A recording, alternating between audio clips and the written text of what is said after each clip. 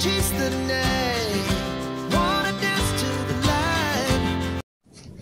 So hello po mga kababayan, mga kalingap, kabisnes kapapi. Muli nagbabalik po, Analisa Reality Vlog.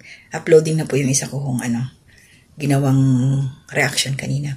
So ito po, napanood ko ito, yung komento ito ng isang viewer doon po sa naging live ni Papa Dins. Good vibes lang po tayo, Tawa ko ng tawa nung nabasa ko yon. Blind item po siya, ito yung sinasabi ko.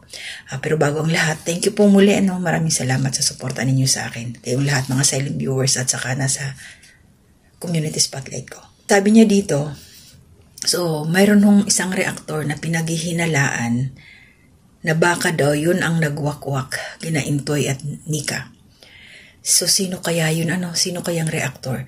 Kasi ang sabi niya doon, shoutout po kay Ma'am Jocelyn Manalo. Siya po yung nag-comment dito, sabi niya. Yang reactor na nagtatanggol sa kanila, palagay ko, yan ang nagwakwak sa kanila. Meron pa ba kayong alam na reactor na nag-reaction kila Intoy? So, kung halimbawa lang, ako ang kanyang tinutukoy, naku Ma'am Jocelyn, wala ho akong kakayanang mangwakwak at hindi ko yun gagawin. Tayo parang filinggera tayo neto, no? Wala mong pinapangalanan. Kung sakasakali man ho na mayroon akong kakayanan na tulungan sila Intoy, pinansyal, hindi ko kailangan under the table. Ibablog ko pa na ito nagbigay ako kila Intoy, hindi ako magwawakwak sa kanila, pambihira. Kaya natawa talaga ako dito. Tapos meron pang isang nagsabi, si Ma'am Alma de la Cruz, shout out po. Hindi pa ako nagagalit Good vibes lang ho ako dito. Natatawa talaga ako. Tapos blind item pa rin, sabi niya.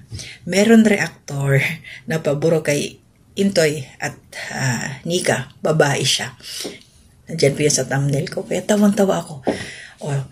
Pakicomment nyo nga dyan mga kabisnes. Sino ba yung napanood nyo pang reactor na babae na nag-reaction patungkol kila Intoy? Na pabor daw ito kila Intoy Sino kaya yun Tapos meron pang isa doon, nakalimutan kong kunin yung pangalan niya. Sabi niya, yun nga may isang reactor daw na gusto sila Intoy. Gusto si Intoy, ganon. Nasa comment niya yun, i-attach ko na rin Pambihira tong mga taong to. Basta good vibes lang ko. Pag nalaman to nila Nika, nila Intoy, pagtawanan pa ho kayo. Nakaka-good vibes talaga ito si Ma'am. Pinasaya mo ang aking malungkot na buhay dito mag-isa. Pero sige, basta yung mga nakapanood, baka meron lang akong hindi napanood na nag-reaction na aside from me, kila Intoy. Kwentuhan niyo ako. Imarites niyo sa akin.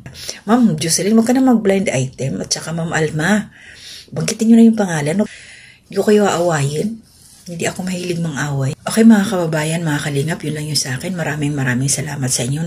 Sana i-drop nila yung name, I-comment nila sa comment section. Ma'am, dito, i-comment nyo po kung sino. So ayun, shoutout po sa inyong lahat. Maraming salamat sa patuloy na suporta ninyo sa lahat po, sa aming lahat. Lagi nanonood mga reaction namin. Ayan, thank you po sa inyo. Mag-ingat po kayo palagi. Mga silent viewers, yan, mga nagko-comment, mga nag-share, ingat po. So hanggang dito na muna. Magpapahinga na muna ako. Bukas ko na to i-upload. Bukas ko na to ayusin. Ingat po tayong lahat. To God be the glory.